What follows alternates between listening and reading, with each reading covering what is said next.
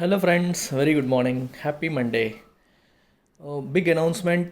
Now you can listen to our classes as a trial. Trial classes లో participate చేయాలంటే for example if you're UPSC aspirant and ఎల్టెక్స్ క్లాసెస్లో classes ఎలా జరుగుతాయి join అయ్యే ముందే తెలుసుకోవాలి అనుకుంటే యూట్యూబ్లో ఉన్న శాంపుల్ వీడియోస్తో పాటు యాక్చువల్ లైవ్ క్లాసెస్లో మీరు పార్టిసిపేట్ చేయాలి ఇన్వాల్వ్ అవ్వాలి అనుకుంటే you can follow this process. Me mobile number నుంచి వాట్సాప్ నెంబర్ నుంచి just send a message to 7893899553 with your name and course interested. Example, Suresh Tangudu, UPSC Infinity. Ante. For example, if you are interested in bank and SSC Infinity, you will write Suresh Tangudu or your name, comma, bank and SSC Infinity. ఏ నెంబర్కి పంపాలి 7893899553. అంతకంటే మీరు ఏం చేయక్కర్లేదు. And your number will be added to our official WhatsApp ఒక WhatsApp గ్రూప్లో add చేస్తాం, trial WhatsApp గ్రూప్లో. సో యాడ్ చేసిన తర్వాత మీకు షెడ్యూల్ పెడతాను, ఆ రోజు క్లాస్ షెడ్యూల్ ఏంటనేది పెడతాను. ప్లస్ మన క్లాసెస్ అన్నీ జూమ్ యాప్లో జరుగుతాయి, అది మీరు డౌన్లోడ్ చేసుకోమని మేము చెప్తాము. క్లాస్కి 5 minutes ముందు మీకు యూజర్ ఐడి పాస్వర్డ్ వస్తాయి. సో మిగిలిన వాళ్ళతో పాటు ఆల్రెడీ జాయిన్ అయిన స్టూడెంట్స్తో పాటు మీరు కూడా అటెండ్ అవుతారు. ఇది మీకోసం చేసే సెపరేట్ క్లాస్ కాదు. సో రెగ్యులర్ క్లాసెస్ ఎలా ఉంటాయి, వే ఆఫ్ టీచింగ్ ఎలా ఉంటుందని డైరెక్ట్గా మీరు చూడొచ్చు. అలా మీకు 2 days యాక్సెస్ ఇస్తాను. 2 days తర్వాత మీ ఫీడ్బ్యాక్ తీసుకుంటాం. మీకు నచ్చితే మీరు జాయిన్ అవుతారు, లేదంటే మీరు వేరే చోటుకి వెళ్ళిపోతారు. ఓకేనా? యూ కెన్ డిసైడ్ అన్నమాట. మీరు విన్న తర్వాత కూడా మీరు డెసిషన్ తీసుకోవచ్చు. ఒక మంచి ఆపర్చునిటీ. ఎలా జరుగుతాయి క్లాసెస్, క్వాలిటీ ఎలా ఉంది, డౌట్ఫుల్గా ఉన్న వాళ్ళకి ఇది ఒక గోల్డెన్ ఆపర్చునిటీ. అలాగే క్లాస్ అయ్యాక మీకు నైట్ రికార్డెడ్ వీడియో లింక్ కూడా పెడతాను, మళ్ళీ మీరు చూసుకోవచ్చు. Yeah, if you like, please do like my videos in our channel. Share చేయండి మీ ఫ్రెండ్స్తో, వేరే వాళ్ళకి ఉపయోగపడతాయి అనిపిస్తే. సబ్స్క్రైబ్ చేసుకోండి. ఇండియన్ పాలిటీ ఫర్ యూపీఎస్సీకి ఇవాళ కొత్త బ్యాచ్ స్టార్ట్ అవుతుంది. If you are interested you can still join right now. 11:30కి క్లాస్ స్టార్ట్ అవుతుంది ఈరోజు. బ్యాంక్ అండ్ ఎస్ఎస్సి ఇన్ఫినిటీ కూడా న్యూ బ్యాచ్ ఇవాళ నుంచే స్టార్ట్ అవుతుంది. సో దీంట్లో ఉన్న బ్యూటీ ఏంటంటే డైలీ కరెంట్ అఫైర్స్ ఉంటాయి దీంట్లో. ప్రతిరోజు కూడా ఒక 1 hour కరెంట్ అఫైర్స్ సెషన్ జరుగుతుంది. ఎగ్జామ్స్ నోటిఫికేషన్ వచ్చాక, ప్రిలిమ్స్ అయిపోయాక మెయిన్స్కి అనేటట్టు కాకుండా ప్రతిరోజు కూడా అలవాటు చేస్తామంటే అప్పటికప్పుడు గాబరగా నేర్చుకోవడం కష్టం కాబట్టి. And this is the way we're doing it. ఇందులో మీరు బ్యాంక్ వాళ్ళైతే ప్రిలిమ్స్ కమ్ మెయిన్స్ మొత్తం అంతా కవర్ అవుతుంది, including banking awareness. And SSC వాళ్ళైతే మీకు Tier 1, Tier 2, Tier 3 మొత్తం అంతా డిస్క్రిప్టివ్తో సహా అన్నీ కవర్ చేస్తాం. సో కాంబో కోర్స్ కాబట్టి ఎవరైనా సరే రెండింటికి యాక్సెస్ వస్తుంది. లైఫ్ టైం వ్యాలిడిటీ ఉంది. 6,000 రూపీసే ఫీజు. మీ కాంటాక్ట్ నెంబర్ క్లియర్గా ఉంది. You can call that number or WhatsApp that number. Payment process ఇది. నా నెంబర్ అది, నా personal number. You can Google pay or PhonePe your money to this and if you are interested in joining. యూపీఎస్సీకి మనకి subject wise courses కూడా ఉన్నాయి. అంటే polity, economy, history, geography ఏ క్లాస్ అయినా సరే మీరు ఒక్క సింగిల్ సబ్జెక్ట్ జాయిన్ అవ్వాలి అనుకుంటే you can happily join that subject. And later on if you want to upgrade you can upgrade. So per subject అయితే 6,000 rupees fee. Even for current affairs also 6,000 rupees fee. Current అఫైర్స్లో మీకు ఇంకా again life time validity కాబట్టి ప్రతి course కూడా life time validity, అది మనకు ముందు నుంచి తెలిసిందే. So full UPSC infinity, you know this is our flagship course now. 40,000 ఫీజ్కి 8 installmentsలో ఆప్షన్ ఇస్తున్నాం. It comes with APPSC add on, bank and SSC add on and TSPSC add on. TSPSC mention చేయలేదు, and అది కూడా తెలంగాణ వాళ్ళు అడిగారు మాది చేయట్లేదంటే అది కూడా చేస్తున్నాను. So TSPSC, APPSC, IBPS and SSC infinity అన్నీ కూడా క్లబ్ చేసి వస్తాయి దీంతో. ఫస్ట్ మనం ఏంటంటే if you're focused on UPSC just remain focused on UPSC, అలా వెళ్తూ ఉంటాం. మీకు మీ ఫ్యామిలీ సిచ్యువేషన్స్ వల్ల కానీ వేరే కారణాల వల్ల కానీ వేరే ఎగ్జామ్ రాయాలి అనుకున్నా సరే హ్యాపీగా మీరు రాయవచ్చు, మిమ్మల్ని ఎవరు ఆపరు. ఎందుకంటే దానికి సంబంధించిన కోర్స్ కూడా నేను ఫ్రీగా ఇస్తాను, వేరే చోటికి మీరు వెళ్ళాల్సిన అవసరం లేదు. ఇది 40,000. అండ్ ఆప్షనల్ అడుగుతున్నారు చాలామంది. 1st of August నుండి లాంచ్ చేయడం జరుగుతుంది. The toss-up is between anthropology and public administration. నేను పబ్లిక్ అడ్మినిస్ట్రేషన్ అనుకున్నాను, చాలామంది ఆంథ్రోపాలజీ అడిగారు. సో ఇట్ డిపెండ్స్, నేనే టీచ్ చేస్తాను. సో ఆంథ్రోపాలజీ, పబ్లిక్ అడ్మినిస్ట్రేషన్ అనేది ఈ మంత్లో డిసైడ్ చేశాక August 1st నుంచి మనం ఈ కోర్స్ అనేది లాంచ్ చేస్తాం. సో యాక్టివ్గా మీ యొక్క ఇంట్రెస్ట్ నాకు తెలియజేయండి. పోల్ పెట్టాను మన ఛానల్లో, ఆంథ్రోపాలజీ, పబ్లిక్ అడ్మినిస్ట్రేషన్ అలా టాప్ 5 పెట్టాను. అందులో ఏది మీకు ఇంట్రెస్ట్ ఉంది, మీరు ఏది కన్సిడర్ చేస్తున్నారో చెప్పండి. సో ఏది పాపులర్ అయితే, ఎక్కువ మంది ఏది కోరుకుంటే అది నేను టేకప్ చేస్తాను. I'm okay to take up either of them. So bank and SSC సీజీఎల్లో ఇండివిజువల్ కోర్సెస్ కూడా జాయిన్ అవ్వచ్చు. Only English, only quant, only reasoning, only general studies, only pure maths, only current affairs ఏదన్నా జాయిన్ కావచ్చు. Again at a nominal fee of 2000 rupees. తర్వాత you can later on upgrade to full programme if you want, or you can stick with it. English for competitive exams multiple times questions అడుగుతున్నారు, ఎందుకో hesitate చేస్తున్నారు. So మేలో చాలామంది students join అయ్యారు, జూన్లో బాగా join అయ్యారు, జూలైలో ఎందుకో ఆలోచిస్తున్నారు. I don't know. If you think my English is helping you, don't think twice, right? You can happily join any time. That's about it. Let's begin the editorial. Sure power on India solar energy. So solar ఎనర్జీకి సంబంధించిన editorial ఇది. Emerging technologies, that ఇవి మనకి renewable energy కాబట్టి ఇవి important అవుతాయి. So solar energy ఇట్లాంటివి ఏంటంటే మనకి రెన్యూబుల్ ఎనర్జీ సోర్సెస్, అంటే మనకి కోల్ కానీ క్రూడ్ ఆయిల్ కానీ ఇట్లాంటివి అంటే అయిపోతాయి, శిలాజ ఇంధనాలు అంటాం మనం.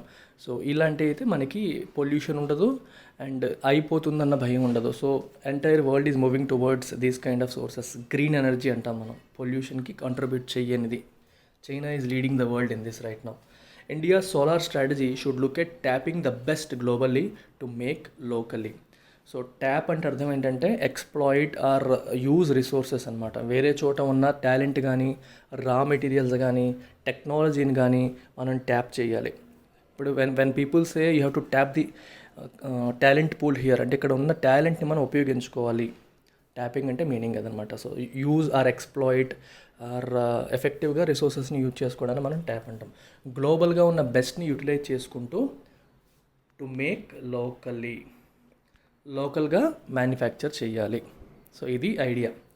Prime minister Narendra Modi's stated resolve to tap the energy of the sun to substantially power the economy and everyday life is to be welcomed because it could help chart a green deal for the future.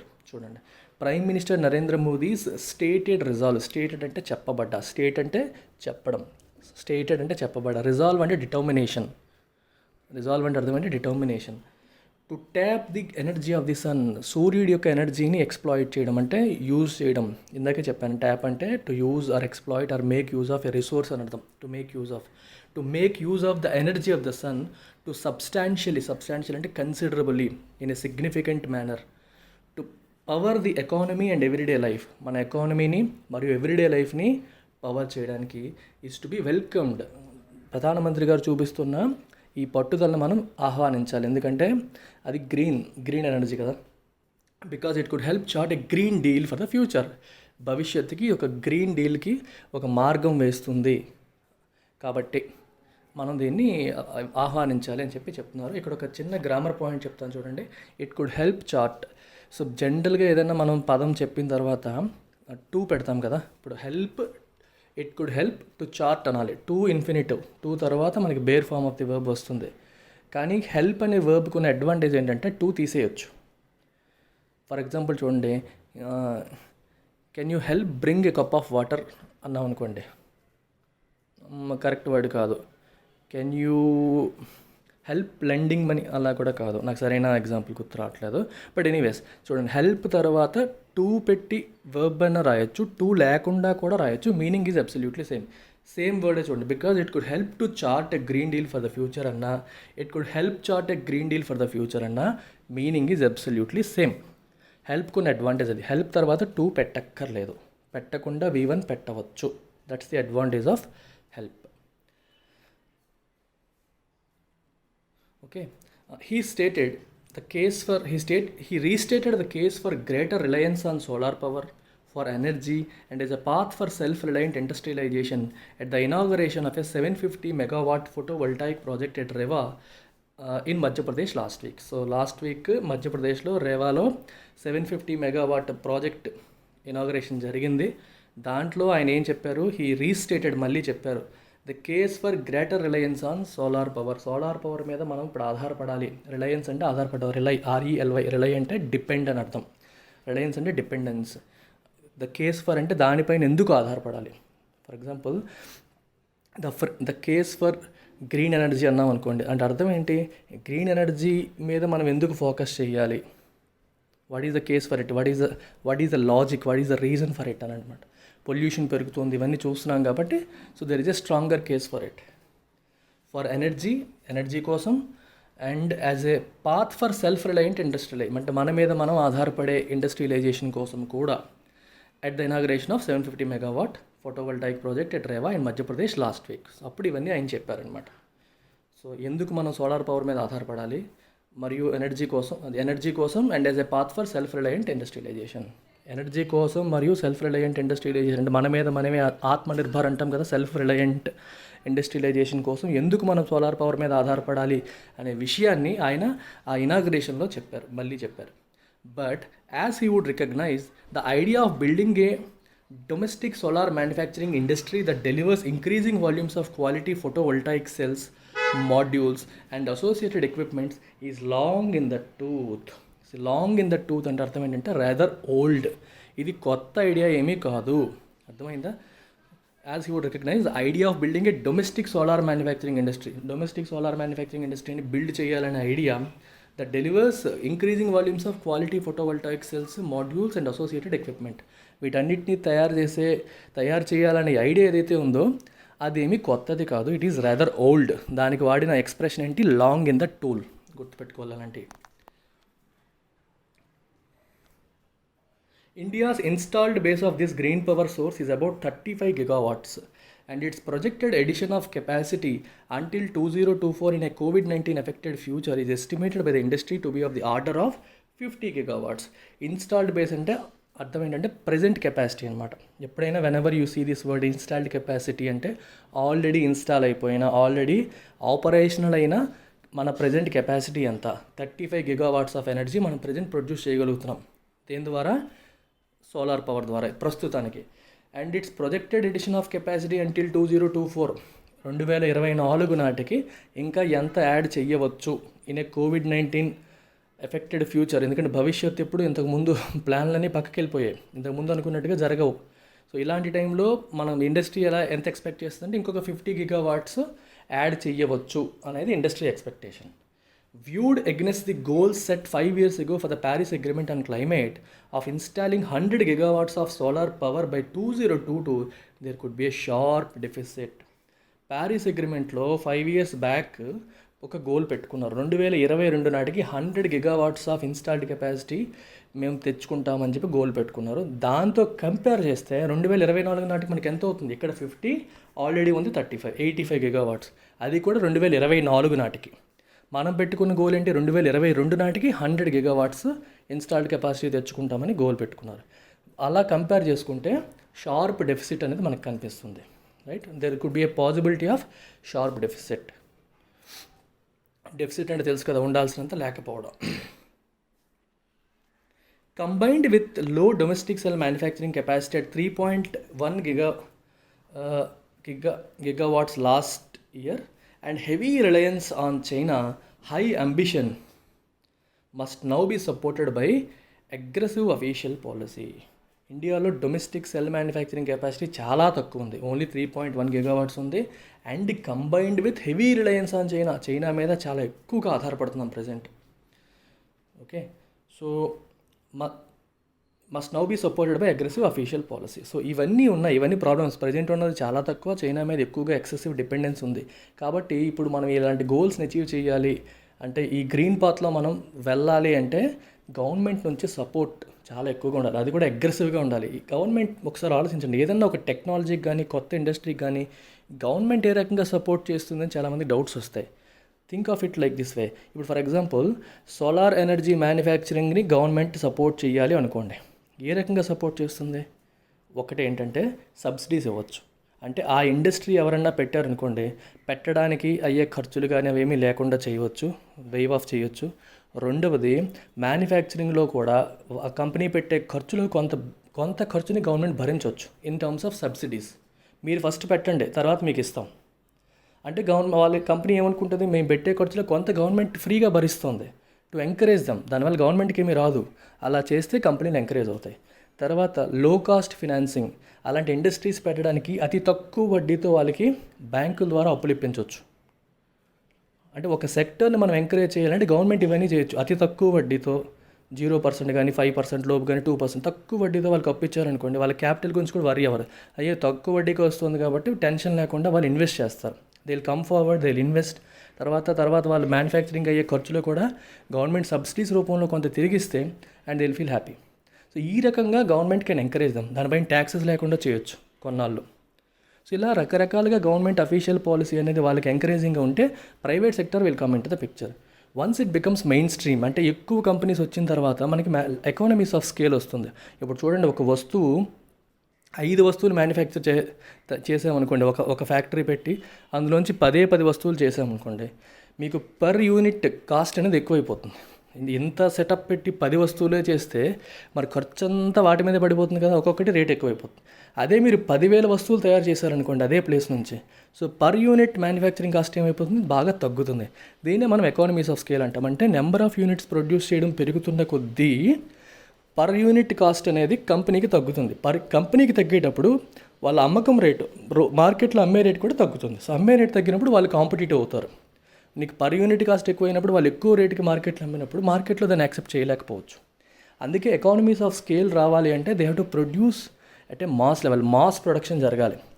చైనాలో అన్నీ తక్కువ రేటుకి రావడానికి కారణం అదే, mass production జరుగుతుంది. Entire world కాల్ supply చేస్తారు, ఆర్డర్స్ ఎక్కువ ఉంటాయి, వర్క్ ఫోర్స్ ఉంది. సో మ్యానుఫ్యాక్చరింగ్ ఒక రకంగా, అందుకే China is the world's factory అంటారన్నమాట. ప్రపంచ కార్ఖానా అంటాం మనం, అంత ఎక్కువగా మ్యానుఫ్యాక్చరింగ్ జరుగుతుంది. సో ఈ మాస్ ప్రొడక్షన్ జరగడానికి అనువైన వాతావరణాన్ని అక్కడ ప్రభుత్వం క్రియేట్ చేసింది. సిమిలర్గా ఇక్కడ కూడా వీళ్ళకి సపోర్ట్ చేయాలి అంటే అగ్రెసివ్ పాలసీ అంటే మీనింగ్ అదే. వాళ్ళకి అన్ని రకాలుగా లో కాస్ట్ ఫైనాన్సింగ్ ఇవ్వచ్చు, సబ్సిడీస్ ఇవ్వవచ్చు, ఇంకా చాలా చేయొచ్చు, రైట్. ఇంక టెక్నాలజీ సపోర్ట్ చేయొచ్చు. గవర్నమెంట్ యాక్టివ్గా వేరే కంట్రీల్లో ఉన్న వేరే కంపెనీస్తో వాళ్ళతో ఇన్వాల్వ్ అయ్యి ఆ టెక్నాలజీని డొమెస్టిక్ కంపెనీస్కి అందించవచ్చు. ఇవన్నీ కూడా గవర్నమెంట్ అనేది యాక్టివ్ పార్టిసిపేషన్ చేయవచ్చు.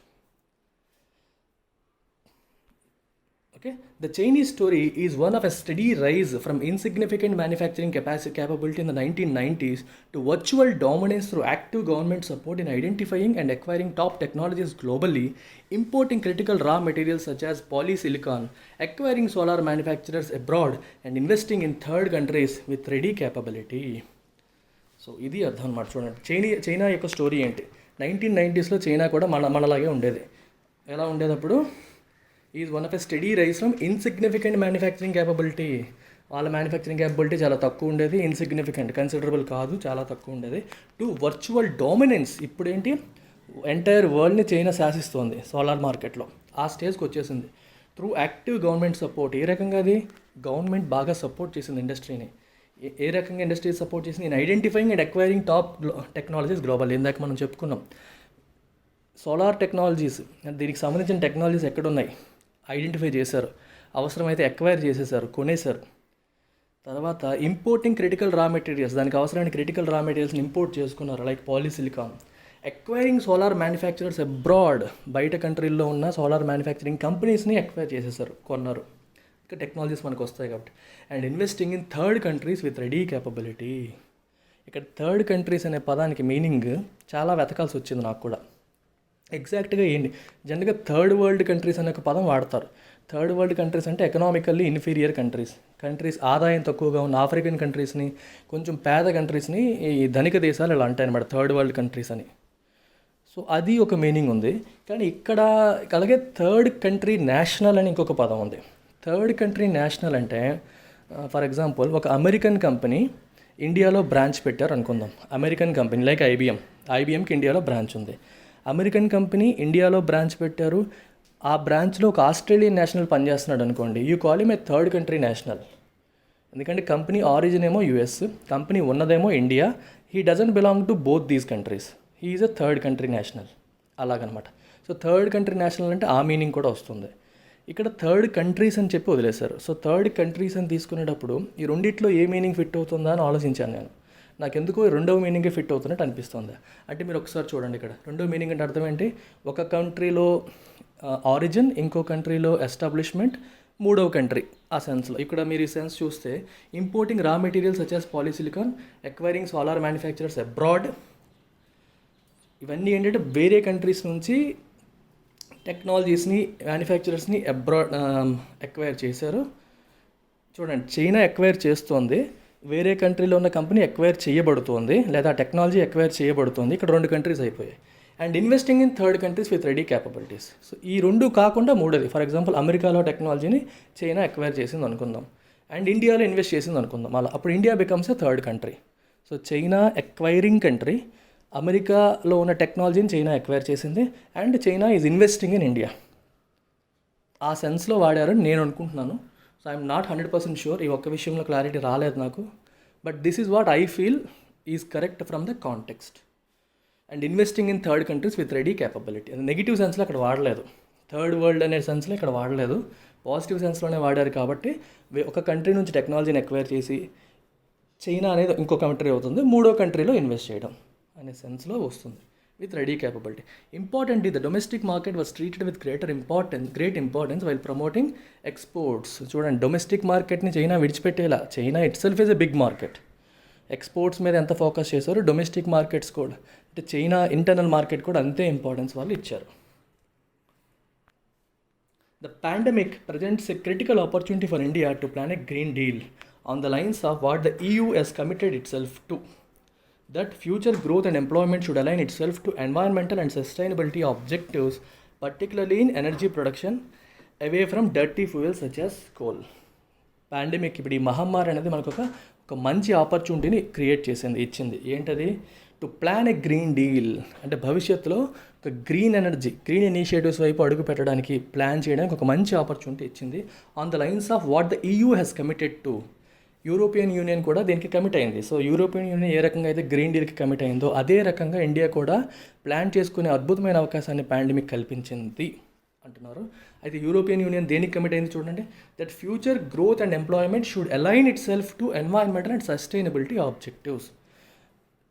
యూరోపియన్ యూనియన్లో ఫ్యూచర్లో గ్రో అవ్వాలని ఏ పని చేసినా సరే first thing, is it contributing to the pollution అని ఆలోచిస్తారు. if it is contributing heavily to air pollution, then they will not go about it. So future employment కోసం, గ్రోత్ కోసం గవర్నమెంట్ టేకప్ చేసే ఏ ప్రాజెక్ట్ అయినా సరే first of all it should be green, అది ఎన్వైరన్మెంట్కి హాని కలిగించినదై ఉండాలి అని చెప్పి యూరోపియన్ యూనియన్ ఒక కమిట్మెంట్ తీసుకుంది. సిమిలర్గా ఇండియా కూడా అలాంటి కమిట్మెంట్ తీసుకోవాలి. Should align itself to a green deal అంటే మీనింగ్ అదనమాట. అలాంటి కమిట్మెంట్ తీసుకోవాలి, particularly in energy production, especially energy production, solar energy కానీ విండ్ ఎనర్జీ కానీ ఈ ప్రొడక్షన్లో away from dirty fuels such as coal. ఈ కోల్ లాంటి డర్టీ ఫ్యూయల్స్కి దూరంగా వెళ్ళాలి. ఎందుకంటే కోల్ మనకి తెలుసు కదా, పొల్యూషన్ ఎక్కువగా, కోల్ ద్వారా మనకి ఎలక్ట్రిసిటీ ప్రొడ్యూస్ చేసినప్పుడు పొల్యూషన్ ఎక్కువగా వస్తుంది. There is no better time than now to make solar energy a strategic sector, giving it as much importance as defense. డిఫెన్స్కి ఎంత ఇంపార్టెన్స్ మనం ఇస్తున్నామో సోలార్ ఎనర్జీ కూడా అంతే ఇంపార్టెన్స్ ఇస్తూ ఒక స్ట్రాటజిక్ సెక్టర్గా, స్ట్రాటజిక్ అంటే అర్థం ఏంటంటే it is part of government strategy, అంటే గవర్నమెంట్ మైండ్లో అది ఉంది. కొన్ని రెగ్యులర్గా ఫ్లోలో వెళ్ళిపోతాయి, కొన్నింటి మీద స్పెషల్ ఇంట్రెస్ట్ చూపుతారు, వాటిని మనం స్ట్రాటజిక్ సెక్టర్స్ అంటాం అలాగా. సో అది ఒక స్ట్రాటజిక్ సెక్టర్ లాగా దాన్ని ట్రీట్ చేయాల్సిన టైం వచ్చింది, right. There is no better time than now అంటే ఇంతకంటే మంచి సమయం లేదు అని అర్థం అనమాట. సో దీన్ని ఒక స్ట్రాటజిక్ సెక్టర్గా మనం తీసుకోవాలి. డిఫెన్స్కి ఎలాగైతే మనం ఇంపార్టెన్స్ ఇస్తామో దీనికి అంతే ఇంపార్టెన్స్ ఇవ్వాలి అని అంటున్నారు.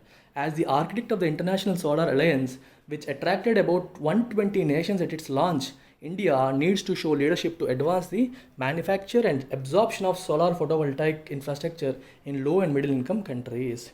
ఇంటర్నేషనల్ సోలార్ అలయన్స్ అనేది 2015లో ఇండియాయే ఆర్గనైజ్ చేసింది. And Indian city of Gurgaon is the head quarters for this. Narendra Modi దీనికి అధ్యక్షత వహించారు. 2015లో జరిగింది. 121 కంట్రీలు, ఇండియాతో కలిపి 121 కంట్రీలు ఇందులో మెంబర్స్. అయితే ఏ కంట్రీస్ ఇందులో మెంబర్స్ అంటే సన్షైన్ కంట్రీస్ అంటారు. సన్షైన్ కంట్రీస్ అంటే అర్థం ఏంటంటే tropic of cancer and tropic of క్యాప్రికాన్కి మధ్యలో ఉండేది. మీరు గ్లోబ్ చూసినప్పుడు ఈక్వేటర్ని మనం 0 degree లాటిట్యూడ్ కింద మనం అంటాం, రైట్. సో ఈక్వేటర్ని 0 degree లాటిట్యూడ్ తీసుకుంటే ఈక్వేటర్కి పైన వెళ్ళేదాన్ని మనం నార్దర్న్ హెమిస్ఫియర్ అంటాం, ఈక్వేటర్ కింద ఉన్న ప్రాంతాన్ని సదరన్ హెమిస్ఫియర్ అని అంటారు. అంటే స్ఫియర్ కదా, మన ఎర్త్ ఎలా ఉంటుంది, ఒక గ్లోబ్ అనేది ఏంటి, ఎర్త్ని రిప్రజెంట్ చేస్తుంది. ఎర్త్ ఒక స్పియర్ ఆకారంలో ఉంటుంది. ఈక్వేటర్ దాన్ని కరెక్ట్గా మధ్యలో ఉంటుంది. ఈక్వేటర్ పైన ఉన్న మొక్క హెమిస్ఫియర్ అంటే స్ఫియర్లో సగం నార్దర్న్ హెమిస్ఫియర్ అంటాం, కింద ఉన్నదాన్ని సదరన్ హెమిస్ఫియర్ అంటాం. ఇది నార్దర్న్ హెమిస్ఫియర్లో ఓకే ఈ 0 degrees ఈక్వేటర్ అయితే 23 అప్రాక్సిమేట్గా 5 degrees 23.5 degree లాటిట్యూడ్ ఏదైతే ఉంటుందో, లాటిట్యూడ్స్ అంటే హారిజాంటల్ లైన్స్ అనమాట. గ్లోబ్ని ఇమాజిన్ చేసుకోండి. గ్లోబ్లో హారిజాంటల్గా ఒక సర్కిల్స్ గీసుకోండి, ఒకదానిపైన ఒకటి అలా గీసుకుంటూ ఉంటే వాటిని మనం లాటిట్యూడ్స్ ఉంటాం. పైనుండి కిందకి పోల్ టు పోల్ గీసే వాటిని లాంగిట్యూడ్స్ అంటారు. ఇలా మొత్తం మన ఫుల్ సర్కిల్స్ గీసే వాటిని మనం లాటిట్యూడ్. మీకు తెలిసిందే, ఇది నేను అనవసరంగా చెప్తున్నాను, కానీ అంటే నాన్ జియోగ్రఫీ స్టూడెంట్స్కి ఇది కొంచెం ఉపయోగపడుతుందని చెప్తున్నాను అంతే. ఈ 0 degrees నుంచి పైకి 23.5 degrees, ఆ 23.5 degree లాటిట్యూడ్ ఏదైతే ఉందో దాన్ని ట్రాపిక్ ఆఫ్ క్యాన్సర్ అంటారు, నార్దర్న్ సైడ్. అలాగే కిందకి వేసినప్పుడు, సదరన్ సైడ్ వేసినప్పుడు దాన్ని ట్రాపిక్ ఆఫ్ క్యాప్రికాన్ అంటాం. సో ఈ రెండింటి మధ్యలో ఉన్న కంట్రీస్, వాటిని సన్షైన్ కంట్రీస్ అంటారు. ఎందుకంటున్నారంటే వాటిలో సన్ ఎక్కువగా పడుతుంది. సన్ పడితేనే కదా సోలార్ ఎనర్జీ ప్రొడ్యూస్ చేస్తాం. మనకి మీరు గ్లోబ్లో చూసుకోండి, పోల్స్కి దగ్గరగా ఉన్న కంట్రీస్ కంటే భూమధ్యరేఖకి దగ్గరగా ఉన్న కంట్రీస్కే కదా సన్షైన్ అనేది ఎక్కువ ఉంటుంది. సో అక్కడే ప్రొడ్యూస్ చేసే అవకాశం, అందుకనే అలా చేశారన్నమాట. భూమధ్యరేఖకి పైన 23.5 degrees, కింద 23.5 degrees ఈక్వేటర్కి ఉన్న కంట్రీస్ని సన్షైన్ కంట్రీస్ అన్నారు. సో ఆ కంట్రీస్ అన్నీ కూడా ఇందులో పార్టిసిపేట్ చేశాయి. Almost 121 nations including India. So దీనికి ఇండియా అధ్యక్షత వహించింది. దీని హెడ్ క్వార్టర్స్ గుర్గావ్. 2015లో ఇంటర్నేషనల్ సోలార్ అలయన్స్ అంటే ఇండియా లీడర్షిప్ తీసుకుంది ఇవి చేద్దాము అని. ఇన్ఫ్యాక్ట్ ఆర్కిటెక్ట్ ఇండియాయే క్రియేట్ చేసింది. The key requirements are integrated policies fully supported by states. So బేసికల్గా గవర్నమెంట్ సహకారంతో కూడిన ఇంటిగ్రేటెడ్ పాలసీస్ అనేవి డిజైన్ చేయాలి. అది పెద్ద రిక్వైర్మెంట్ అనమాట. Industry must get help to set up facilities and avail low cost financing both important elements in China's rise. Facilities setup చేయడానికి government వాళ్ళకి హెల్ప్ చేయాలి ఇండస్ట్రీకి, మరియు లో కాస్ట్ ఫినాన్సింగ్ అంటే వాళ్ళకి అప్పు తక్కువ వడ్డీకి వచ్చేలాగా చేయాలి. ఈ రెండు కూడా చైనా ఎంత పైకి రావడానికి కారణాలు. And be able to invest in intellectual property. ఇప్పుడు ఇంటలెక్చువల్ ప్రాపర్టీ అంటే అర్థం ఏంటి? మనకి ట్రేడ్ మార్క్స్ కానీ, కాపీ రైట్స్ కానీ అంటాం కదా. ఇప్పుడు పేటెంట్స్ కానీ, ఇప్పుడు ఫార్మా కంపెనీ ఉంది, వాళ్ళు ఒక 10 సంవత్సరాలు సైంటిస్టులు పెట్టి వాళ్ళని పెట్టి రీసెర్చ్ చేసి అది చేసి ఒక కొత్త డ్రగ్ కనిపెట్టారు అనుకోండి. సో అది వెంటనే బయటికి తీయగానే ఇంకొక వేరే కంపెనీ దాన్ని కాపీ కొట్టి వాళ్ళు కూడా తెచ్చేయచ్చుగా వెంటనే. అందుకని వాళ్ళు ఏం చేస్తారు? పేటెంట్ చేస్తారు. పేటెంట్ చేసినప్పుడు ఏమవుతుందంటే ఒక 10 ఏళ్ళు కానీ, ఒక 20 ఏళ్ళు కానీ వాళ్ళకి ఉంటాయి కొన్ని అన్నాళ్ళు. దాన్ని వేరే వాళ్ళు యాజ్ డీస్గా కాపీ కొట్టకూడదు, తర్వాత చేసుకోవచ్చు. ఈ 10 సంవత్సరాలు వాళ్ళకి మోనోపోలీ ఉంటుంది. ఆ ఒక్క కంపెనీ డ్రగ్స్ మాత్రమే అందుబాటులో ఉంటాయి. సో వాళ్ళు ప్రాఫిట్ పొందుతారు. అది కరెక్టా అంటే కరెక్ట్ అనే అనుకోవాలి, ఎందుకంటే వాళ్ళ ఇంటలెక్చువల్ ప్రాపర్టీ. మరి ఇప్పుడు మనం ఇంత కష్టపడి ఇన్వెస్ట్ చేసి కోట్లు పెట్టి వాళ్ళు తయారు చేసి తీసుకొచ్చిన తర్వాత ఇంకొకటి ఏమీ లేకుండా జస్ట్ కాపీ కొట్టి తెచ్చేస్తే ఇంకో రెండోసారి మనకి ఇన్వెస్ట్ చేయాలనిపించదు. నేనెందుకు రీసెర్చ్ చేయాలి, నేను ఎవడో చేస్తే కాపీ కొడతాను అనుకుంటాడు. అలా అందరూ అలాగే అనుకోవడం వల్ల ఎవరూ చేయరు, రీసెర్చ్ అనేది ఆగిపోతుంది. అది మనం పేటెంట్ అంటే they are investing in intellectual property. ఇది మనకి ఫిజికల్గా ఒక ఇండస్ట్రీ రూపంలో కనపడదు, ఫిజికల్ అసెట్ కాదు, ఇంటాంజిబుల్ అసెట్స్ అంటారన్నమాట. అలాగే కాపీ రైట్స్ అంటాం, ట్రేడ్ మార్క్స్ అంటాం. ఇప్పుడు కోకోకోలా అది ఎలా వస్తుందో చూడండి. అలాగే మనకి పెప్సీ లోగో, ఇవన్నీ ట్రేడ్ మార్క్స్ అంటారు. అవి యాజ్ టీజ్గా వాడకూడదు వేరే వాళ్ళు, ఎందుకంటే over a period of time ప్రజల మనసుల్లో నిక్షిప్తం అయిపోతాయి. మీరు అందుకే వాటర్ బాటిల్స్ చూస్తూ ఉంటే కిన్లే ఎలాగ రాసి ఉంటుందో అదే రకంగా రాసి కొన్ని డూప్లికేట్ వాటర్ బాటిల్స్ వస్తూ ఉంటాయి. అది ఐడియల్గా అయితే చేయకూడదు, ఆ పదాన్ని యాజిటీస్గా వాడకూడదు. వీళ్ళు ఏం చేస్తారంటే స్పెల్లింగ్ మార్చేస్తారు, డిజైన్ ఉంచేస్తారు. అలాగే ఉంచే చూసేసరికి ఏమవుతుందంటే మనకి అది కిన్లేనా కాదా అనేది తెలియదు, కానీ అదే షేప్లో ఉండేసరికి మనకు తెలియకుండానే మనం ఇన్ఫ్లుయెన్స్ అవుతాం, ఇది పెద్ద కంపెనీదే అని చెప్పి కొనేస్తూ ఉంటారు. అలాగే బిస్లరీకి, మనకి ఆక్వాఫినాకి, ఇవన్నిటికి same style. Even bottle design కూడా అబ్సల్యూట్లీ సేమ్ ఉంటుంది. కిన్లే బాటిల్ ఎలా ఉంటుందో అలాగే దింపేస్తారు, పేరు కూడా జస్ట్ చిన్న మార్పు చేస్తారు. ఇవన్నీ కూడా స్ట్రాటజీస్ అనమాట. ఈ copy rights, patents, trade marks, వీటన్నిటిని ఇంటలెక్చువల్ ప్రాపర్టీ అంటాం. అలాగే ఇప్పుడు సోలార్ ఎనర్జీ విషయంలో కూడా ఇంటలెక్చువల్ ప్రాపర్టీలో ఇన్వెస్ట్ చేసే అవకాశాన్ని వాళ్ళు ఇవ్వాలి.